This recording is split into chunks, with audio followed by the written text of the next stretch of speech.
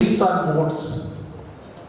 We are here to talk about water, to talk about land, to talk about foods, to talk about the soil, and to talk about the future of our children and our country.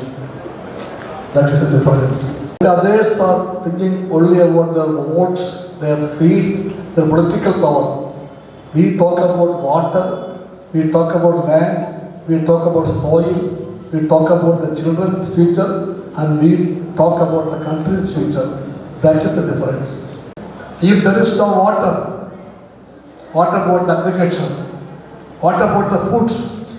What about the safety of our children? These are the questions that we raise. We are sincere and we are committed.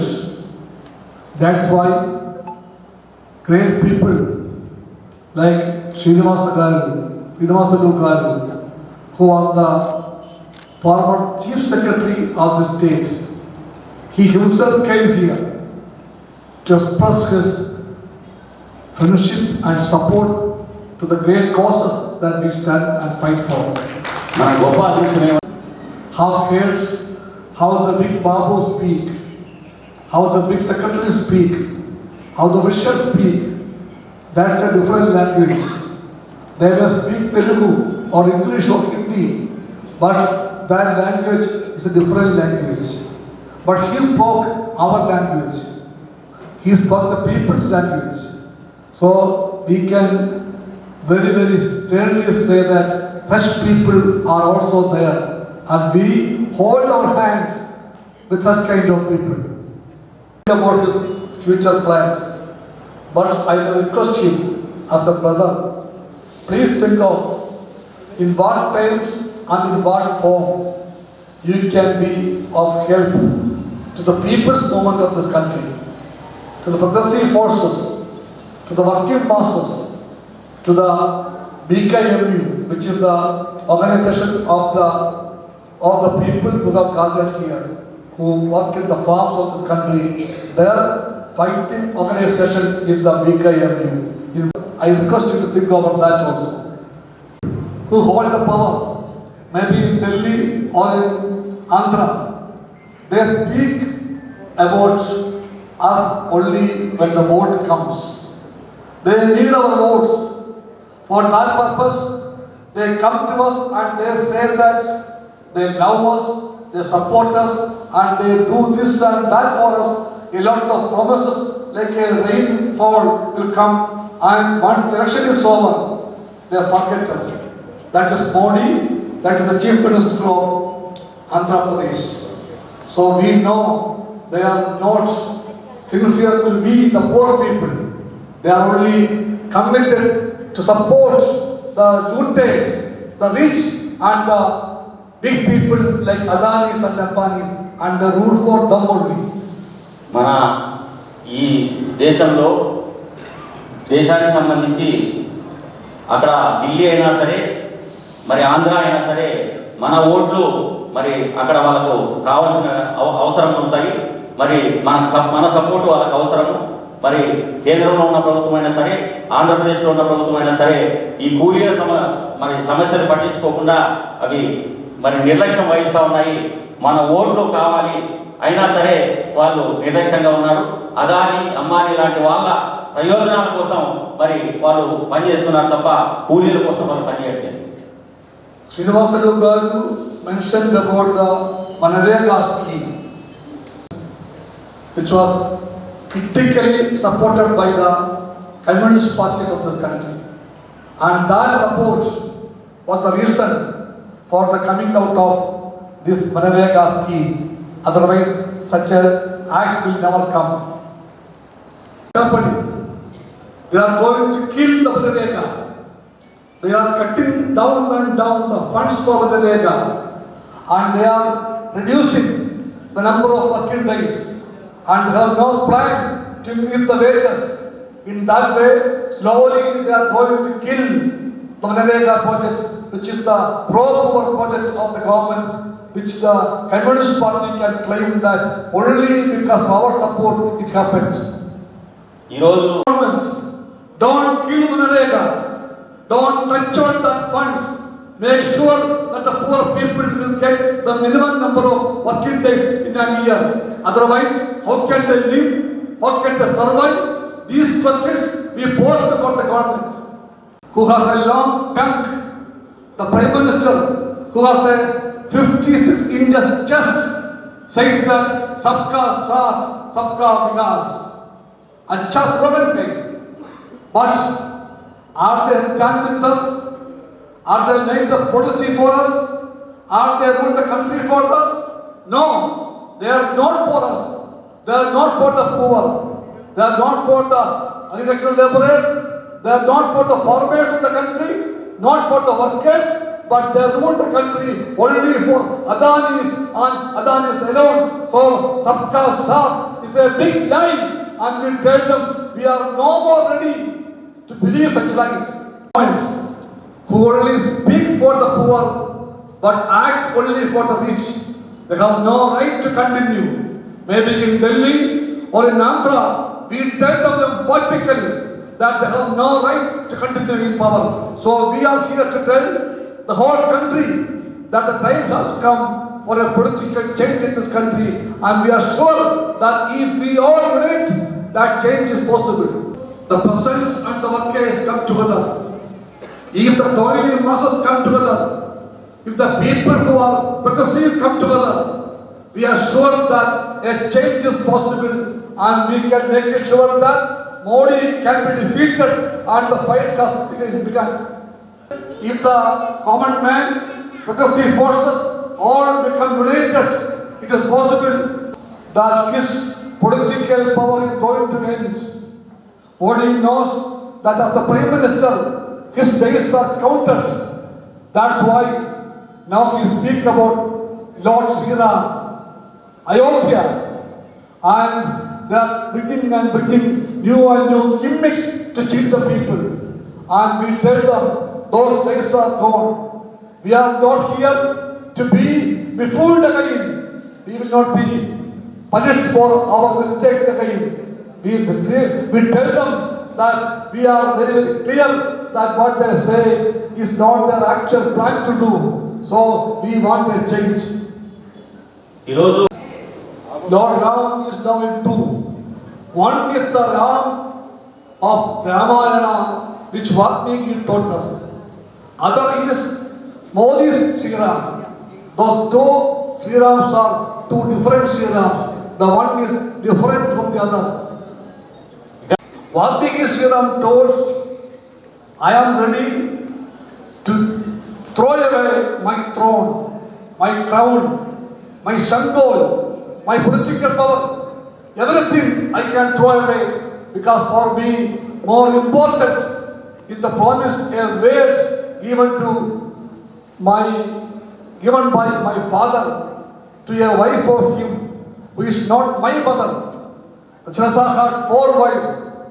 Ram was not the wife of that, not the son of that wife, but he told that promise made to his wife by my father is more important. So I am ready to leave my political power and throne, and I am ready to go to the forest to live there for 14 years. That is the Ram which we know through Ramayana. That is the Ram which Valmiki taught us. And we ask the BJP, are you talking about that Ram? No, they talk about a different Ram. Maryada Purushottam. And what is this Ram? This Ram is greed for power, only for power. So BJP has now created a new Ram, a Ram which is made as the symbol of the BJP, who is always crazy and greedy for political power. India in one voice say that we know only Valmiki's Ram, not BJP Ram.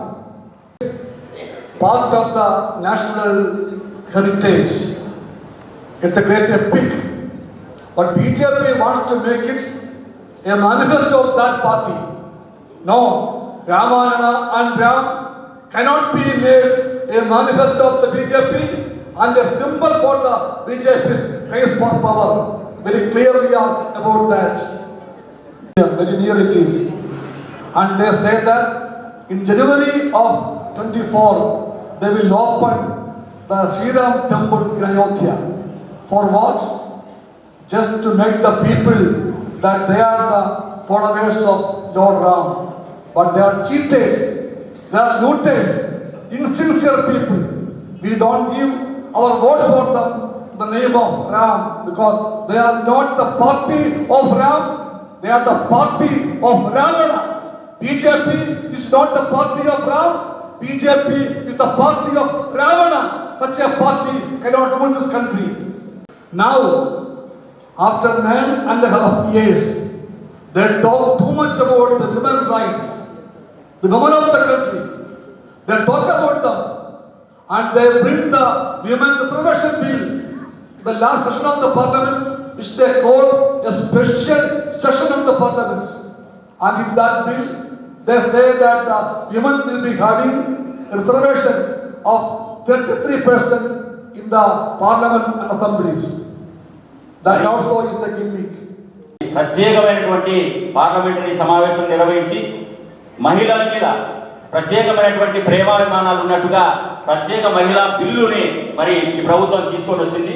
మరి మనుధర్మ శాస్త్రాన్ని మరి ఆమోదించినటువంటి ఈ BJP ప్రభుత్వం మరి ఈరోజు మహిళలకు ఇన్నాళ్ళు కూడా మహిళా బిల్లుకు మోకాలెట్టినటువంటి మహిళా బిల్లు తెచ్చేటప్పుడు దానికి వ్యతిరేకంగా పనిచేసినటువంటి బీజేపీ ఈరోజు వాళ్ళ మీద ప్రత్యేకమైనటువంటి అభిమానం ఉన్నట్టుగా ఈరోజు మహిళా బిల్లు మేమే తెచ్చామని చెప్పేందుకు ప్రత్యేకమైనటువంటి పార్లమెంటరీ కమిటీ సమావేశం పార్లమెంట్ని ప్రత్యేక సమావేశాన్ని నిర్వహించింది.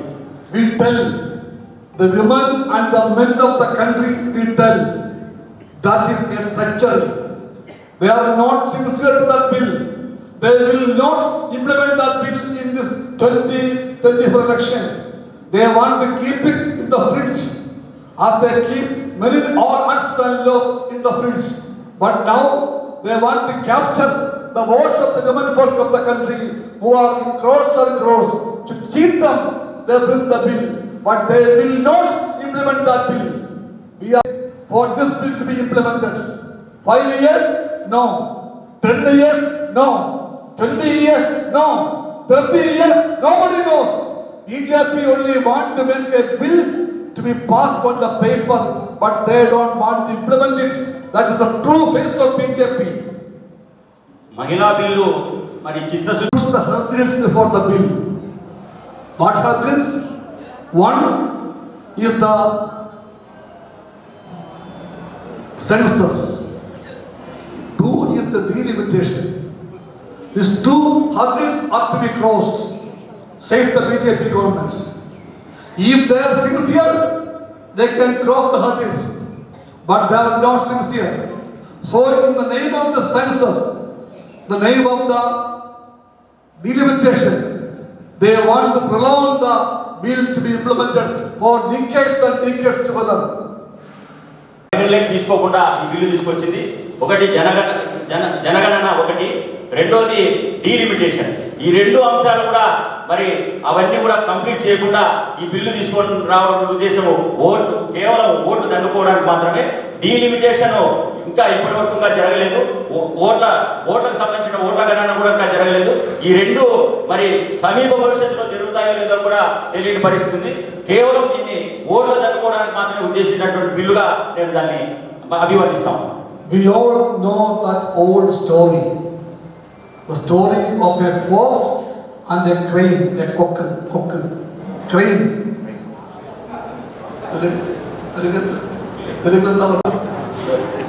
We know the story. The Nakka invited the Konga for a dinner, and he told the Konga, I can make very tasty soup for you, so please come. The Konga was very happy. Konga came to the house of the fox to taste the dinner, and at the doors itself, very good smell was there, tasty smell. There was a lot of water in the mouth of the Konga. He came inside, went to the table, and what he saw there? Soup was there, but on a very broad plate. From that plate, Konga cannot drink a single drop of soup. So, looking at that soup, Konga sat there, then went back. This is the story. మీకంతా కూడా కథ తెలిసిందే. కొంగ నక్కకు సంబంధించినటువంటి కథ మనం అందరం కూడా చిన్నప్పుడు చదువుకున్నాం. మరి ఒకరి మీద ఒక ప్రేమ ఉన్నట్టుగా నటించేందుకు, మరి ఆ ప్రేమగా వాళ్ళని విందుకు ఆహ్వానించినట్టుగా మరి కొంగని మరి నక్క విందుకు ఆహ్వానించింది ఇంటికి. ఆహ్వానించిన తర్వాత మరి నిజంగానే చేపల పులుసు వేసి బాగా పెడుతుందని చెప్పి కొంగ ఆనందంగా నక్క ఇంటికి వచ్చింది. అయినా సరే నక్క బాగా వండినటువంటి చేపల పులుసుని వెడల్పుగా ఉన్నటువంటి ప్లేట్లో పోసి నువ్వు తినమని చెప్తే కొంగ ఏ విధంగా తింటుంది. కాబట్టి ఈ విధమైనటువంటి ఒక వైఖరితో మరి ఈ మహిళా బిల్లుని ఈరోజు బీజేపీ ప్రభుత్వం తీసుకొని వచ్చింది. That Nanga is the BJP. That Naka is the BJP. And that Konga is the leader of the country. We tell the Naka, don't try to cheat us. If you try to cheat us again and again, we will make revenge on you. And we are going to the court to make a revenge on the BJP. And we will make a revenge in the true terms. And we will throw out the BJP from power. That's our decision. If the men and the women, if the poor and the middle class, if the good people of the country, we all think as one man and one woman, we can make this change and we can defeat the BJP government. And for that fight, we are getting ready. ఈ కథలో నక్క జిద్దురుమార నక్క BJP ప్రభుత్వం అయితే మరి కొంగ వచ్చేసి ఇక్కడ ఉన్నటువంటి ప్రజలంతా కూడా భారతదేశంలో ఉన్నటువంటి ప్రజలు. మరి ఈ ప్రజల్ని మోసం ఏ విధంగా జిద్దురుమార నక్క ప్రజల్ని మోసం చేసిందో ఆ విధంగా ఈ బీజేపీ ప్రభుత్వము ఈ దేశంలో ఉన్న ప్రజలందరినీ కూడా మోసం చేయడానికి కంకణం కట్టుకుంది. ఈ మోసం చేయడానికే ఈరోజు బీజేపీ ముందుకు వస్తా ఉంది. మరి అక్కడ మరి పూరైనా సరే, అంటే పేదవాళ్ళైనా సరే, మధ్యతరగతి వాళ్ళైనా సరే, మహిళలైనా సరే, లేకపోతే పురుషులైనా సరే, ఏ వర్గాలకు సంబంధించినటువంటి ప్రజలైనా సరే ఈ బీజేపీని మనం ఆదరించుకున్న బీజేపీకి మరి ఈ దేశం నుంచి తరిమికొట్టాల్సినటువంటి బాధ్యత మనందరి మీద కూడా, ఆ కర్తవ్యం మనందరి మీద ఉంది. Sisters and brothers, we are poor people, not rich people. We don't have acres of land. We don't have lot of heaps of grains to hoard, but we are people with common sense and patriotism in our minds. So we know about this country, we know about the world, and we know what is happening around us. So that we have to say one more thing here. మనమంతా మరి వందల ఎకరాలు మరి భూములు ఉన్నటువంటి భూస్వాములు కాదు, మరి పెద్ద ధనవంతులు కాదు. మనకు కామన్ సెన్స్ ఉన్నటువంటి మరి తెలివి ఉన్నటువంటి ప్రజలుగా మనం వ్యవహరించాల్సినటువంటి అవసరం ఉంది. మరి ఈ బీజేపీ ప్రభుత్వం చేస్తున్నటువంటి దుశ్చర్యలకు వ్యతిరేకంగా మరి ఈ దేశాన్ని మనం రక్షించుకునే దిశగా మనం అందరం కూడా కంకణబద్ధులు కావాలని చెప్పి నేను కోరుతా ఉన్నాను. That is one thing about Palestine. Palestine is not a nearby place, it's a distant place. But we know what is happening there. Small children, mothers, breastfeeding mothers, old people, young and old, all of them are under attack. Not today or yesterday.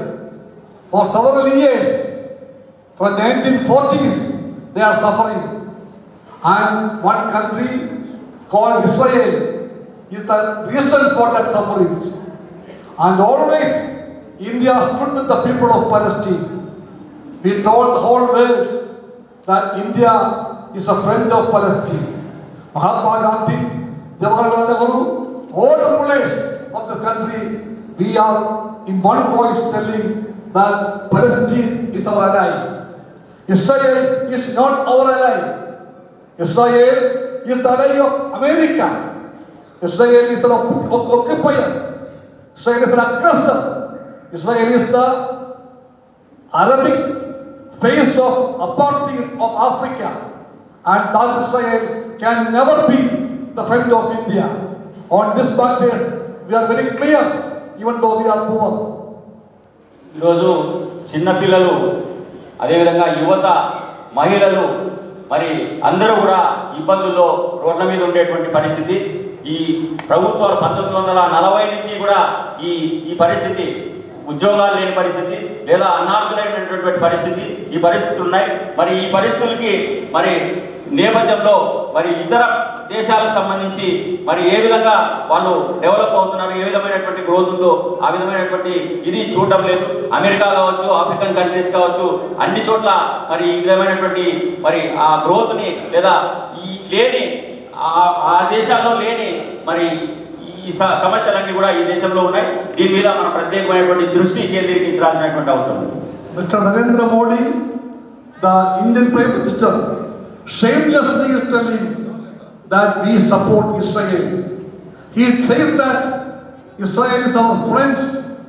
That means the Modi government, the BJP government, because of their friendship with America and Israeli Zionism, is holding their hands along with the Israeli understates to defeat and kill the innocent Palestinian people.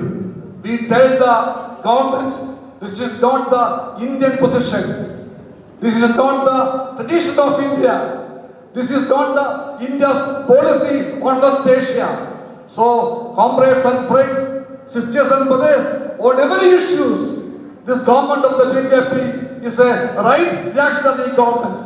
A government of the oppressor, a government of the imperialist forces, a government of the chauvinist forces, a government of the colonial fascists, and such a government is not a people's government. So that's why we want this anti-people government should be changed and a pro-people government has to come.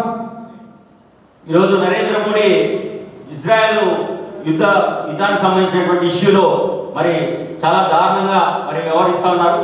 ఈ Israel సంబంధించి అనేకమైనటువంటి అక్కడ ఇది జరుగుతూ ఉంది.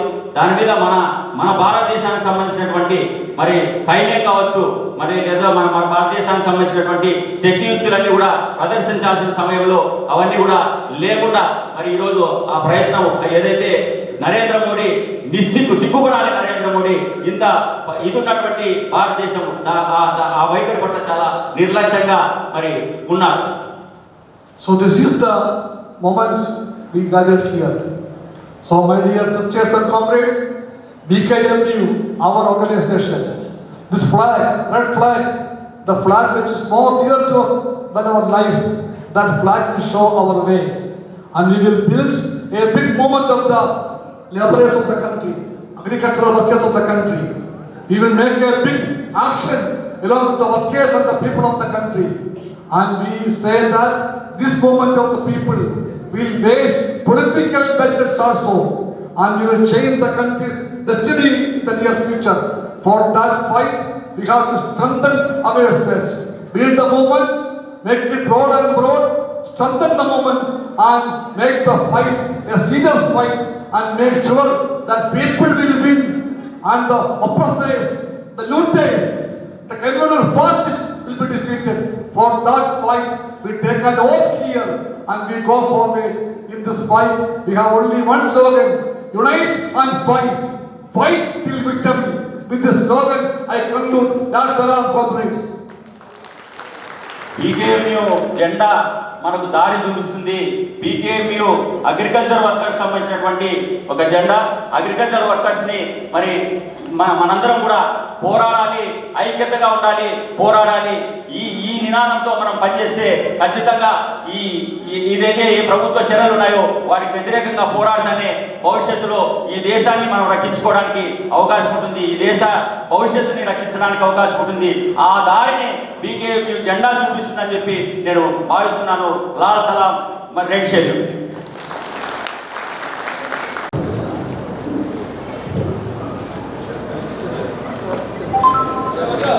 పాలస్తీనాకు సంబంధించి ఇజ్రాయెల్కి సంబంధించిన యుద్ధం జరుగుతూ ఉంది.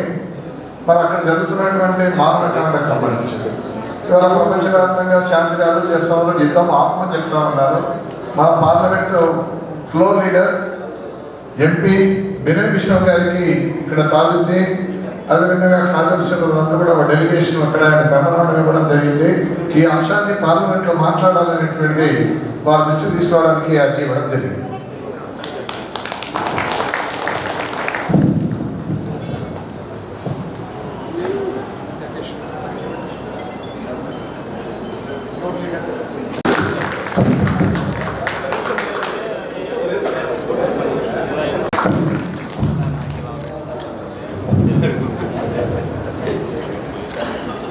డెలిగేషన్ ఆన్ మైనారిటీస్ ప్రధానంగా రామకృష్ణ గారు ఇక్కడ స్టేట్ సెక్రటరీగా రావడం, అదేవిధంగా బినా కిషోర్ గారు ఇక్కడికి రావడం అనేటువంటిది, అదేవిధంగా భూమి ఎక్కడ నీళ్లు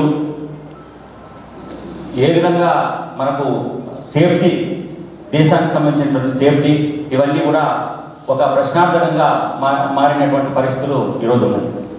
మనం సీట్ల కోసము ముందు మీరందరూ కూడా నన్ను క్షమించాలి ఆలస్యంగా వచ్చినందుకు. భారతదేశంలో కమ్యూనిస్ట్ పార్టీలు ఈ సీట్ల కోసము లేదా వాటి కోసం కాదు, కమ్యూనిస్ట్ పార్టీ పిల్లల భవిష్యత్తు కోసం ఆలోచన చేసేదే మరి మన పోరాటాల కమ్యూనిస్ట్ పార్టీ. దేశం కోసం, నీళ్ళ కోసం, పొలిటికల్ పార్టీ సీట్ల కోసమో ఓట్ల కోసమో కాదు, నీళ్ళ కోసము, భూమి కోసము, తిండి కోసము మరి మన పోరాటం ఉండాలి అనేది మా ఇది చెప్తాము. Proud about our flag, the red flag, and the great movement of the red flag, that we are the real people who stand steadily for the real issues of this country. ఏదైతే మనం ఇందాక చెప్పారో భూమి, నీళ్లు, తర్వాత security, food security అనేటివి ఇవే ఈ దేశానికి ప్రధానమైనటువంటి అంశాలు.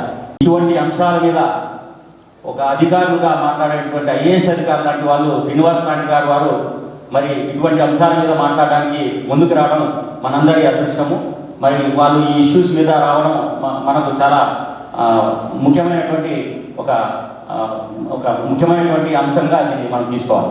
శ్రీనివాస్ గారు లాంటి వాళ్ళు నాయకులు మాట్లాడే ఉపన్యాసాలు, ఏ ఉపన్యాసం ఏది ఇచ్చినా శ్రీనివాస్ లాంటి వారు మన భాష మాట్లాడి, కార్మికుల భాష మాట్లాడే వాళ్ళు మరి ఇక్కడ ఉండడం మరి అదృష్టము.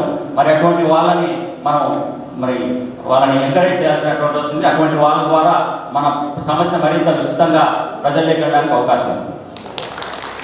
ఏదైతే కార్మిక సంఘాలు, బిగేమీ లాంటి సంఘాలు ఈ కార్మికుల కోసం, వ్యవసాయ కూలీల కోసం పోరాటం చేస్తున్నాయో, ఈ ప్రజా సమస్యల మీద పోరాటం చేస్తున్నాయో, అటువంటి వాటికి మన మద్దతు, మన సపోర్టు ఉండాలి. అటువంటి సపోర్టు మన శ్రీనివాస్ లాంటి వారు ఇస్తున్నందుకు అది చాలా ఆనందకరంగా ఉంది. సిబిఐ ఆధ్వర్యంలో నడిచినటువంటి యూపీఏ 1 ప్రభుత్వము ఈ జాతీయ ఉపాధి హామీ పథకం అనేది తీసుకొని రావడానికి ప్రధానమైనటువంటి భూమిక వహించినటువంటి పార్టీ సిపిఐ. మరి అటువంటి పార్టీ ఈరోజు మరి ఈ స్కీమ్ని మొట్టమొదటిసారిగా మరి మన ఆధ్వర్యంలో, మన సిపిఐ ఆధ్వర్యంలోనే ఈ స్కీమ్ ముందుకు రావడం జరిగింది. సంబంధించి నిధులు రాబట్టడంలో కావచ్చు, లేదా ఆ పథకం అమలులో కావచ్చు, కమ్యూనిస్ట్ పార్టీ ప్రధానమైనటువంటి భూమి వహించింది. అది మనం గర్వంగా చెప్పుకోవచ్చు. కేవలం సిపిఐ ద్వారానే ఈ ఉపాధి హామీ పథకం అనేది దేశంలో అమలవుతుందని చెప్పి మనం గర్వంగా చెప్పుకోవచ్చు. కాబట్టి పని దినాలు పెంచాలని చెప్పి, మరి అదేవిధంగా నిధులు పెంచాలని చెప్పి పోరాటం చేస్తా ఉన్నాము. మరి ఈ తిండి కోసం అంటే గ్రామీణ పేదలకు వలసలు పోకుండా వాళ్ళకు గ్రామీణ ప్రాంతాల్లో పని రావాలని చెప్పి పోరాటంలో మరి వాళ్ళకి తిండి ఏ విధంగా దొరుకుతుంది, వాళ్ళు ఏ విధంగా అభివృద్ధి చెందుతారు, మరి ఆ విధమైనటువంటి నిధులు వాళ్ళు మంజూరు చేయకపోతే అది ఏ విధంగా ఆ పని జరుగుతుందని చెప్పి నేను అడుగుతున్నాను. చెప్తా ఉన్నారు సబ్కా సాత్ సబ్కా వికాస్ అని చెప్పి ఒక నినాదంతో ఈ దేశాన్ని నేను చేస్తానని చెప్పి చెప్తా ఉన్నారు. మరి అందరి వికాసం కోసం ఆయన ఏ విధంగా పనిచేస్తా ఉన్నారు. మరి ఈరోజు కూలీలకు సంబంధించినటువంటి వాళ్ళ కోసం పనిచేయట్లేదు, ప్రజల కోసం పనిచేయట్లేదు, రైతుల కోసం పనిచేయట్లేదు. ఆయన అదానీ అంబానీ లాంటి వాళ్ళ కోసము మరి ఆయన పనిచేస్తూ ఉన్నారు. వాళ్ళకి రెడ్ కార్పెట్ వేసి వాళ్ళ పని చేస్తున్నారు తప్ప ఆ విధంగా వాళ్ళకు సబ్కా వికాస్ సబ్కా సాత్ అనేది ఏ విధంగా ఇది ఇంప్లిమెంట్ అవుతుంది అనేది నేను అడుగుతాను. సో కేంద్రంలో అయినా సరే, ఎక్కడైనా మరి రాష్ట్రంలో అయినా సరే ఈ విధమైనటువంటి ఇవన్నీ ఈ కార్యక్రమం జరుగుతూ ఉంది. మరి దీన్ని మన పొలిటికల్ పవర్ అంటే కూలీలు, రైతులు లాంటి వాళ్ళందరూ కూడా మన పొలిటికల్ ద్వారా దాన్ని ఏదైతే అదానీ అంబానీ ఈ విధానం ఉందో దాన్ని ఛేదించాల్సిన అవసరం ఉంది. మనందరి ఓట్లతో పొలిటికల్ పవర్ని క్యాప్చర్ చేయాల్సినటువంటి అవసరం ఉంది. లేదా కూలీలు కావచ్చు, మరి ఈ ఎవరైతే ఈ అణగారైనటువంటి వర్గాలు ఉన్నాయో వీళ్ళు ఎవరైనా కావచ్చు, వీళ్ళ ద్వారానే ఈ పొలిటికల్ పవర్ని చేంజ్ చేసేటువంటి, ఈ రాజకీయాన్ని చేంజ్ చేసేటువంటి అవకాశం ఉంది.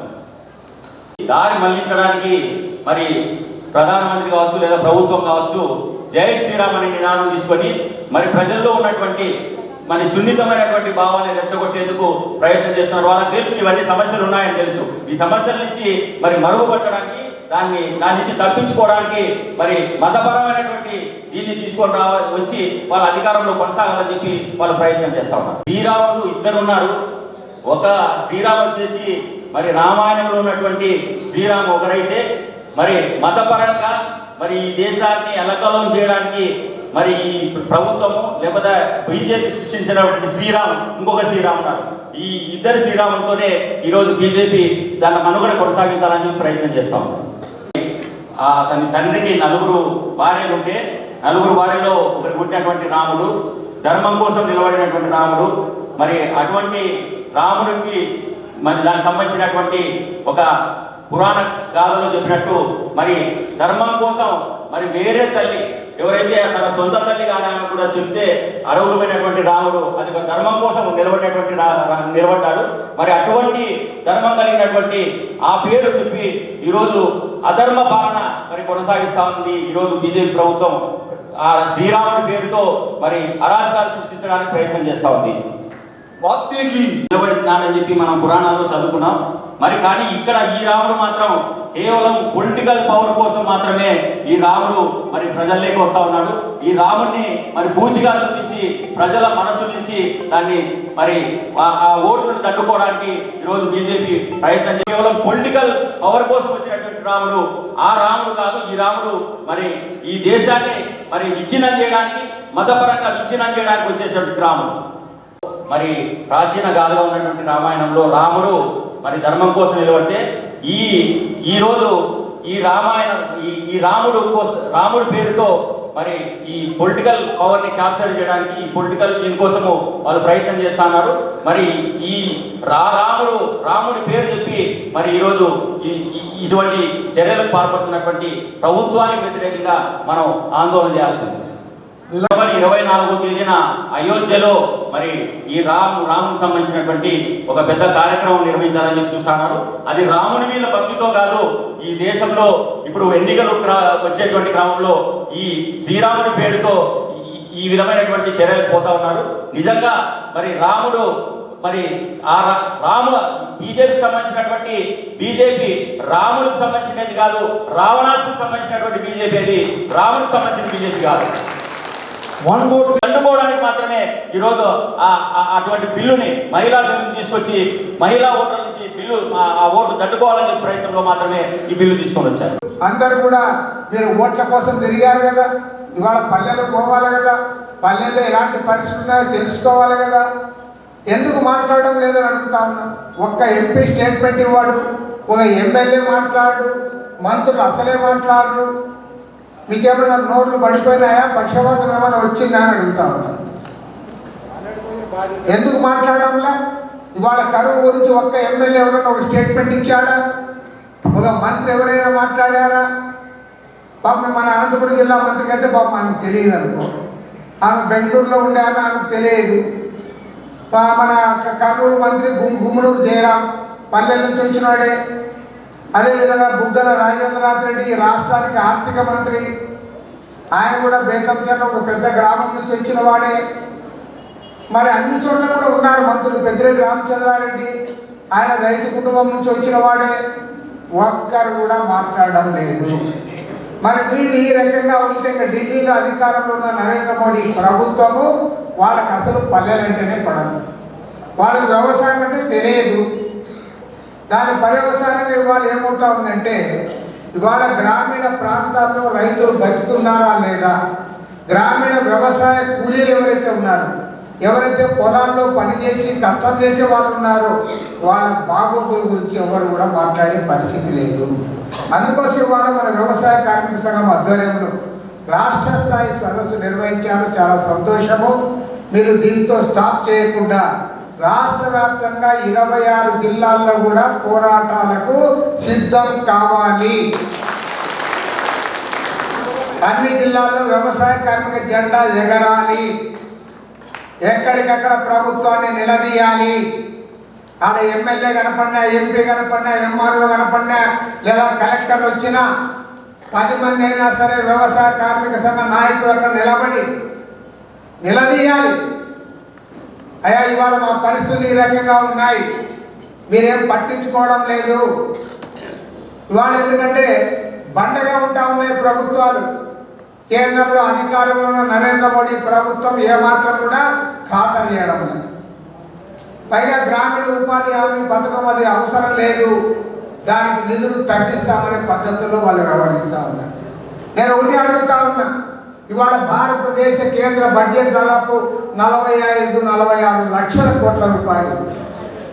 మరి ఇవాళ కోట్లాది మంది, 20-30 కోట్ల మందికి పైగా ఇవాళ గ్రామీణ ప్రాంత పేదవాళ్ళు ఉన్నారు. 30-40 కోట్ల మంది ఉన్నారు. వాళ్ళకి మీరు ఇస్తున్నది ఎంత? 45 లక్షల కోట్ల రూపాయల బడ్జెట్ ఉన్నప్పుడు అందులో కనీసం ఒక 5% వాళ్ళకి ఎందుకు కేటాయించకూడదు? 5% కేటాయించినా కూడా దాదాపు వాళ్ళకి సుమారుగా 2 లక్షల కోట్ల రూపాయలు పైన ఇవ్వాల్సి వస్తుంది. ఆ రకంగా 2 లక్షల కోట్ల రూపాయలు కేటాయిస్తే ఇవాళ గ్రామీణ ప్రాంతాల్లో ఎవరైతే వ్యవసాయ కూలీలు ఉన్నారో, ఎవరైతే చేతి వృత్తుల వాళ్ళు ఉన్నారో, చాకలి, మంగలి, కమ్మలి, కుమ్మలి, వడ్రంగి, చేనేత, అనేక మంది వాళ్ళ పల్లెల్లో చేతి వృత్తుల వాళ్ళు ఉన్నారు.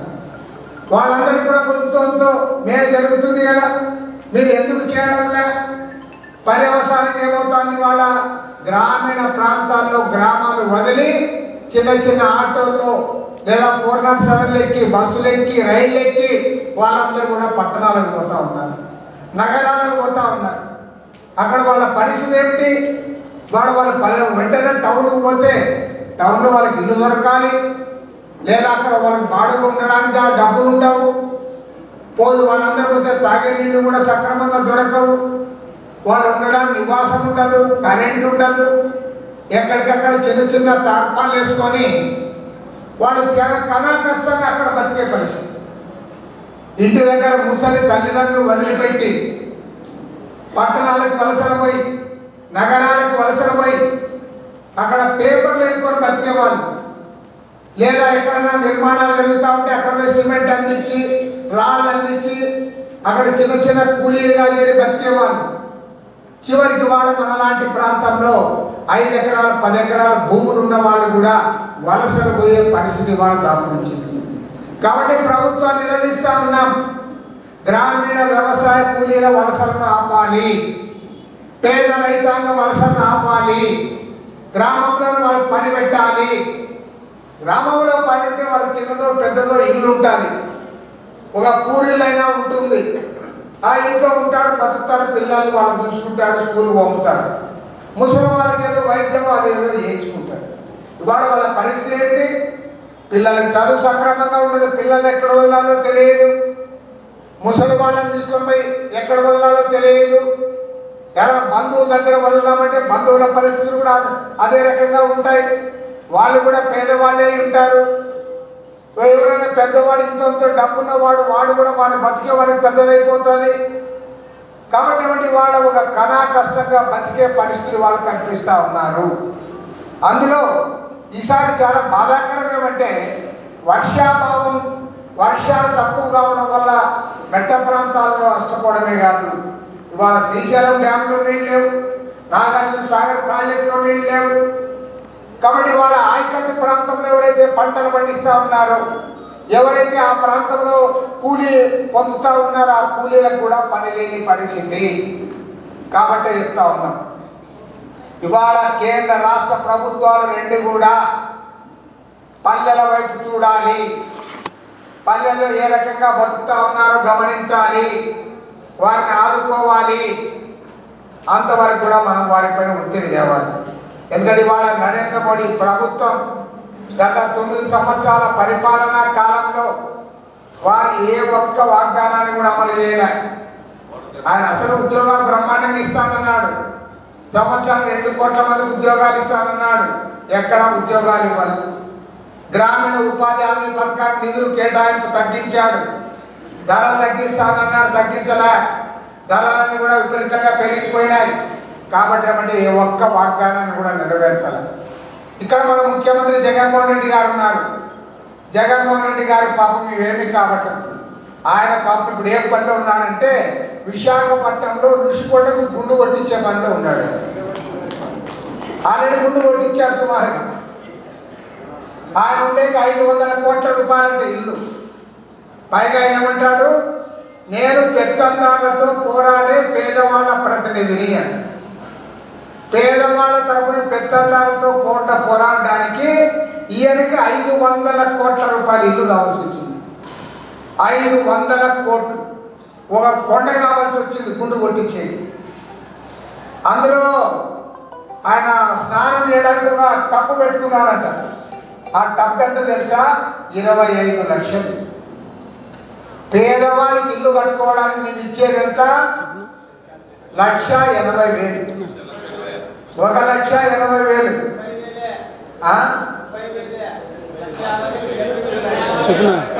టోటల్గా 1,80,000. అది ఏ గవర్నమెంట్ ఇచ్చినా గవర్నమెంటే మంచిదే. పేదవాడికి ఇల్లు కావాలంటే 1,80,000. నీకు టబ్బు కావాలా అంటే మన బకెట్ పెట్టుకొని స్నానం చేస్తాం కదా, ఆయన టబ్బులో స్నానం చేస్తాడు. టబ్బు 25 లక్షలు, ఆయనకి మాత్రం 25 లక్షలు. సిగ్గుంది అని అడుగుతా ఉన్నా. రేపు దద్దమ్మ, నీవు పేదవాళ్ళ తరఫున పోరాడేవాడివా? నీవా పేదవాళ్ళ ప్రతినిధి? నీకు ప్యాలెస్లు కావాలా? తాడేపల్లిలో ఒక ప్యాలెస్, హైదరాబాద్లో ఒక ప్యాలెస్, పులివెందుల్లో ఒక ప్యాలెస్, ఇడుపులపాయలో ఒక ప్యాలెస్, బెంగళూరులో 28 ఎకరాల్లో ప్యాలెస్. 28 ఎకరాల్లో నీవు పేదవాళ్ళ ప్రతినిధివా? పేదవాళ్ళ కోసం పోరాడేవాడివా? అప్పుడే చెప్పాను, ఇళ్ల స్థలాలు ఇచ్చేటప్పుడు మొత్తుకున్నాం. మంచి పని చేస్తున్నావు. ఆ చేసేదేదో పల్లెల్లో 3 సెంట్లు ఇవ్వు, పట్టణాల్లో 2 సెంట్లు ఇవ్వు. శాశ్వతంగా వాళ్ళు బాగుపడతారు. 1000 కోట్ల రూపాయలు ఖర్చు పెడతా ఉన్నావు.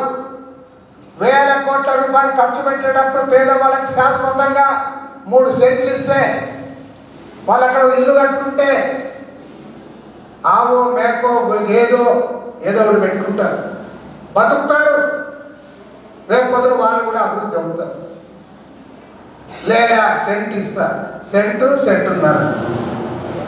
ఇప్పుడు 1,80,000 ఇల్లు కట్టుకోమంటావు. 1,80,000 బాత్రూమ్ అని వస్తుందే. నీకు బాత్రూమ్ ఏమో 1 కోటి రూపాయలా? నీకు బాత్రూమ్ 1 కోటి రూపాయలు. పేదవాడికి టోటల్గా ఇల్లంతా కలిసి 1,80,000. వాడు ఎట్లుండాలా? వాడి భార్య, పిల్లలు, వాళ్ళ తల్లి తండ్రి, ఎవరైనా బంధువులు వస్తే కనీసం కూర్చొని మాట్లాడుకోవడానికి లేదా కలిసి అన్నం తినడానికి కూడా అవకాశం ఉంటుంది అని నేను అడుగుతాను.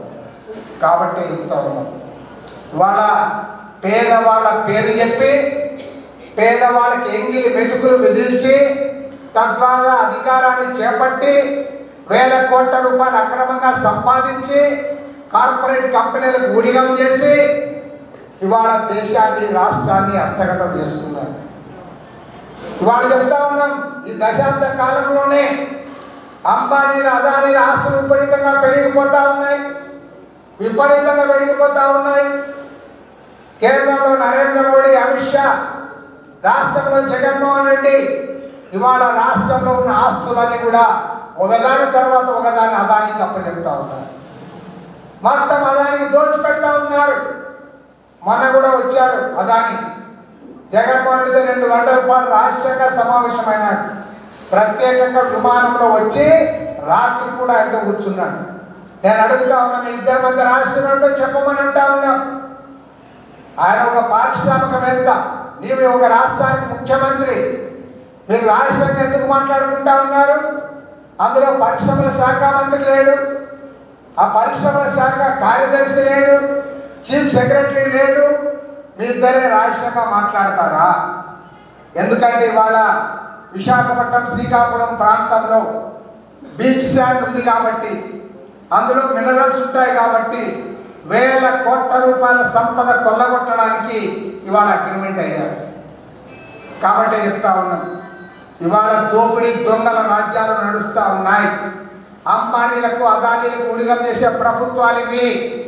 పేదవాళ్ళ మాటలు చెప్పి పేదవాళ్ళకు కనికట్టు చేసి తద్వారా పెద్దవాళ్ళకు ఉడిగం చేస్తూ ఉన్నారు. కాబట్టి చెప్తా ఉన్నాం, ఈ ప్రభుత్వాలకు వ్యతిరేకంగా పోరాడాలి. నేను మీకు అందరికీ ఒకటే మనవి చేస్తా ఉన్నా, మనం ఎన్ని మీటింగ్లు పెట్టుకున్నా, ఎన్ని సదస్సులు జరుపుకున్నా ఈ ప్రభుత్వాలు దిగిరావు. పైగా ఇవాళ ఏం చేస్తా ఉన్నారు, పేదవాడికి ఎక్కడ ఒక ఎకరా భూమి ఇవ్వరు, ఒక ఎకరా కూడా ఇవ్వరు. ఆ రకంగా ఇవాళ మొత్తం పెద్దవాళ్ళకి దోచిపెడతా ఉన్నారు.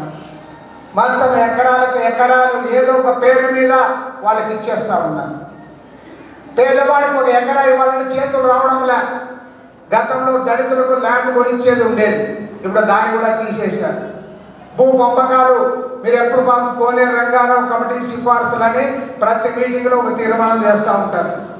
అసలు ఆ సిఫార్సు లేకుండా ఎవరికి తెలియకుండా అయిపోయింది. ఆ సిఫార్సులు లేవు, పేదవాడికి భూమి ఇచ్చేది లేదు, భూమి కొనిచ్చేది లేదు. ఎప్పుడైనా ఇళ్ల స్థలం ఇస్తే సెంట్ ఇస్తారు, అది కూడా అమ్ముకోమని చెప్తారు, ఓపెన్గా. కాబట్టి అంటే పూర్తి స్థాయిలో పేదవాడికి అన్యాయం జరుగుతూ ఉంది. పేదవాళ్ళని ఈ ప్రభుత్వాలు పట్టించుకోవు. నేను అందరికీ ఒకటి చెప్తాను, ఎవరు అధికారంలో ఉన్నా, ఎవరు ప్రతిపక్షంలో ఉన్నా ఒక ఎర్ర జెండా పార్టీగా పోరాడాలి, పోరాడి ముందుండాలి, పోరాడి సాధించాలి. ఎర్ర జెండాతోనే సాధ్యము. ఎందుకంటే మన భారతదేశ చరిత్రలోనే కాదు, ప్రపంచంలోనే పోరాడే జెండా ఏదైనా ఉందంటే ఎర్ర జెండా మాత్రమే. ఖచ్చితంగా ఎర్ర జెండా పోరాడుతుంది. భారతదేశంలో దున్నేవాడి భూమి కావాలి. ఎవరైతే భూమిలో దున్నుతారో దున్నేవాడికి భూమి కావాలని పోరాడిన పార్టీ భారత కమ్యూనిస్ట్ పార్టీనే. ఇక్కడే కాదు, ఆంధ్రప్రదేశ్లో, తెలంగాణలో, ఉత్తరాది రాష్ట్రాల్లో ఎక్కడ పోయినా సరే ఎర్ర జెండాలు చేత పట్టుకొని భూమి కోసం, ముక్తి కోసం పోరాడారు, భూములు సాధించారు. ఇవాళ అలాంటి భూములకు విలువ వచ్చినందువల్ల, రేట్లు పెరిగినందువల్ల అవన్నీ కూడా పెద్దవాళ్ళ దగ్గరికి చేరుతూ ఉన్నాయి. కాబట్టి ఏమంటే మళ్ళీ మనం పోరాటానికి సమాయత్తం కావాలి. అదేవిధంగా ఈ కరువు కాటకాలకు వ్యతిరేకంగా నదీ జలాల సాగు కోసం, తాగునీటి కోసం ఇవాళ మనం చెప్పారు, రాబోయే రోజుల్లో ప్రపంచంలో 2240 కోట్ల మంది ప్రజలు తాగునీటికి అల్లాడే పరిస్థితి ఉందని చెప్తా ఉన్నారు. ఒకరు కాదు, ఇద్దరు కాదు, ప్రపంచంలో 800 కోట్ల జనాభా ఉంటే అందులో 240 కోట్ల మంది ప్రజలు తాగునీటి కోసం అల్లాడే పరిస్థితి ఉందని చెప్తా ఉన్నారు.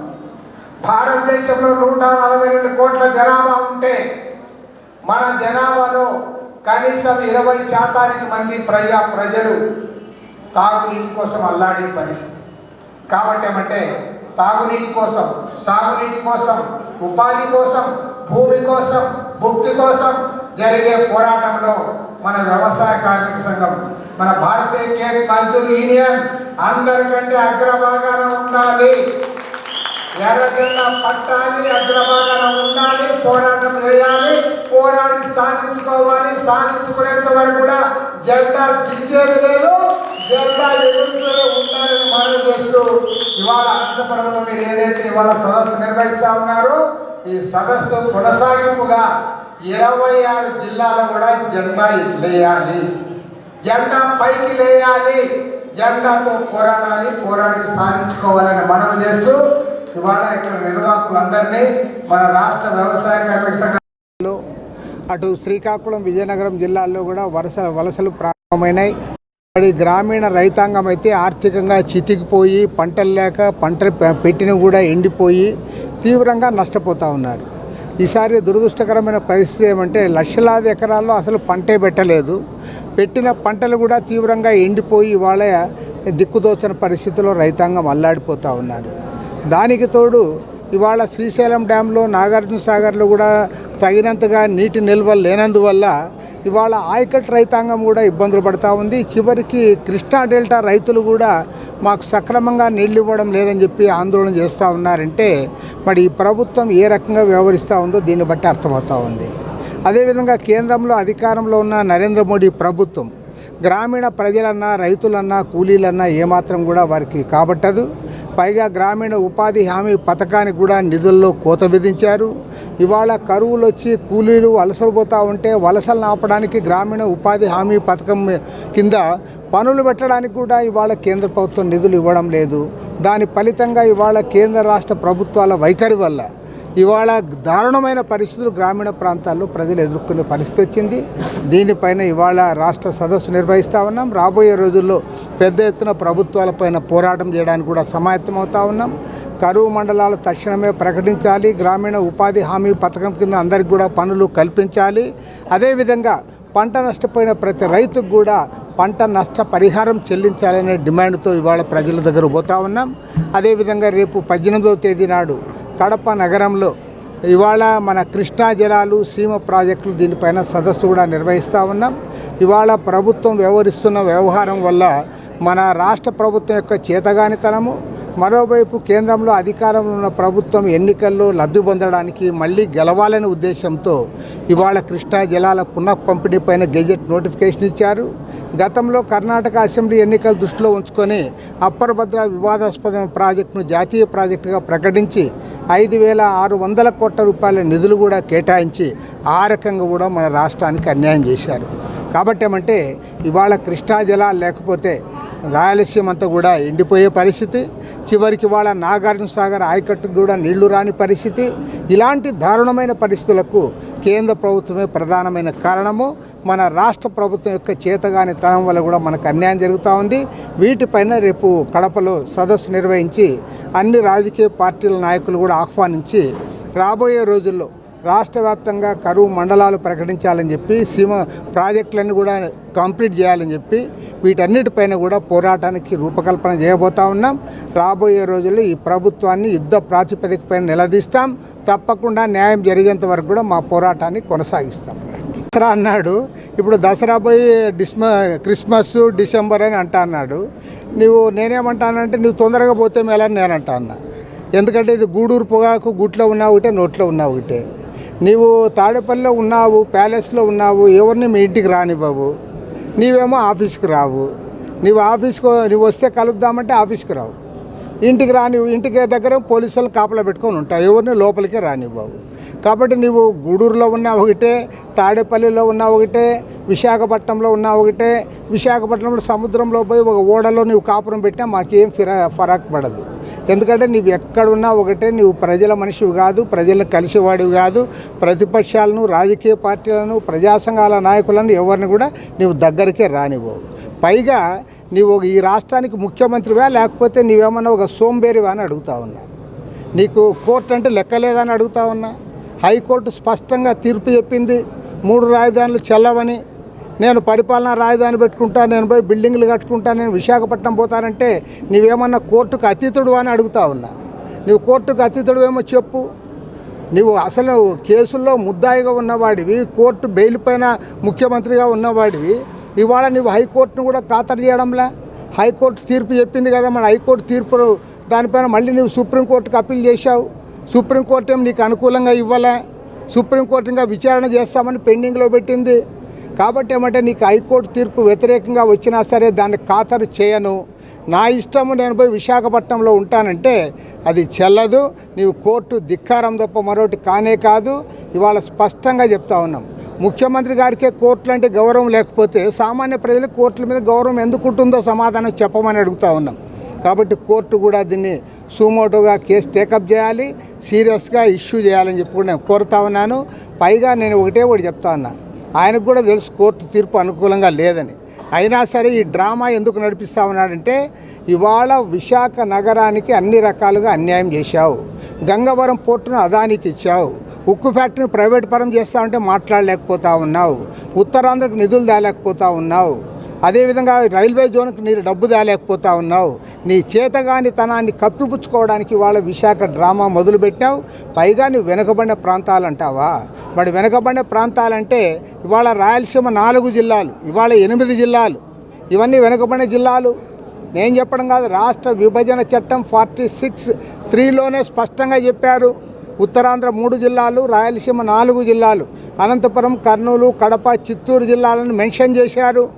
మరి రాయలసీమకు నువ్వేం చేసావని నేను అడుగుతా ఉన్నా. కాబట్టి ఏమంటే రాయలసీమ ద్రోహిగా మిగిలిపోతావు. నువ్వు వెనుకబడిన ప్రాంతాల పేరుతో డ్రామా నడుపుతా ఉన్నావు.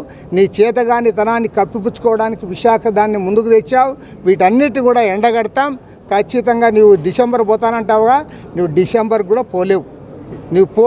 నువ్వు చేత కాదు, నీకు ఊరికే డ్రామాలు నడుపుతున్నావు.